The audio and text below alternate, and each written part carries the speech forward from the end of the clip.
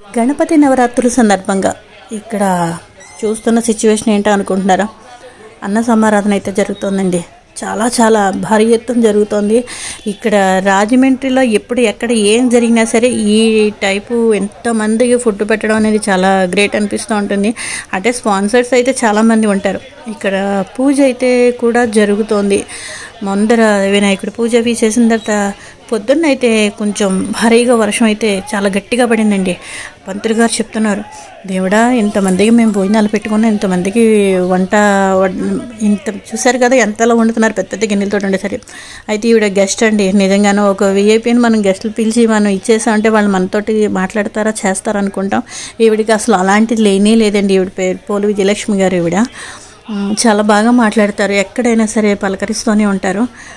ఒక పదవిలో ఉంటేను కొంతమంది మాట్లాడరు మనతోటి. అసలు మనతో మనవాళ్ళు ఇప్పుడు కూడా కొంతమంది చాలామంది మాట్లాడిన వాళ్ళు ఉన్నారండి. ఈవిడ అలా కాదు, నాకు తెలుసండి.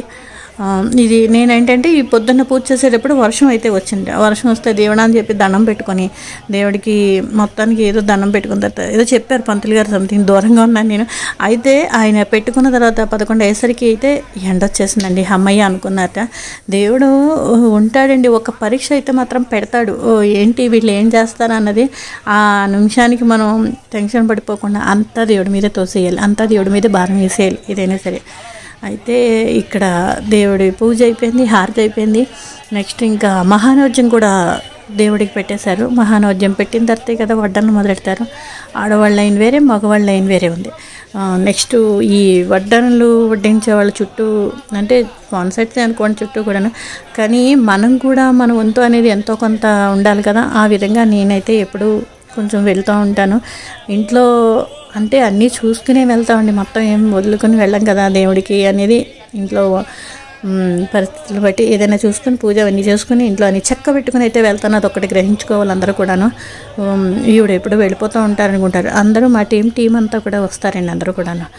ఈ విధంగా భోజనాలు అయితే చాలా బాగున్నాయి. ఏమేమి వెరైటీలు చేశారనుకుంటున్నారా? ఇన్ని రకాలంగా 4 రకాల కూరలు వండారండి. అసలు ఇంతమందిని పిలిచి ఇంతమంది భోజనాలకి ఇన్ని రకాలుగా పెట్టారంటే చాలా గ్రేట్ అనిపించింది నాకు. నెక్స్ట్ ఈ అన్నం తినడానికి కూడా వెళ్ళాలా అని కొంతమంది ఒక రకంగా ఫీల్ అవుతూ ఉంటారు. అసలు దేవుడి ప్రసాదం అనేటప్పటికీ ఫీల్ అవ్వాల్సిన పని లేదండి. ఒక ప్రసాదం అనేసరికి అసలు ఎవరికో కానీ అదృష్టం ఉండదు వెళ్ళి తినే అదృష్టం. పక్కనున్న గుడికి కూడా వెళ్ళలేని వాళ్ళు కూడా ఉంటారు. నేను అది కూడా చెప్తున్నాను. అంటే మనం కుదుర్చుకోవాలి, వెళ్ళాలని మనలో కూడా ఒక తపన అయితే ఉండాలి. వెళ్ళక్కర్లేదు, మనం ఈ పని అయిపోతున్న తర్వాత ఇంక ఈ పనితోటే సరిపోయిందని చెప్పేసి మనం ఇది చూసుకుంటే కుదరదు కదా. అలా దేవుడికి కూడా వెళ్తూ ఉండాలి. నేనైతే ఇలా లెక్చర్లు ఇస్తున్నాను అని అనుకోకుండా లెక్చర్లు ఇవ్వనండి, వెళ్ళాలి. ఇది మనం చెప్తే చేసేది కాదు, స్వతహాగా ఎవరికి వాళ్ళు తెలియాలంటే.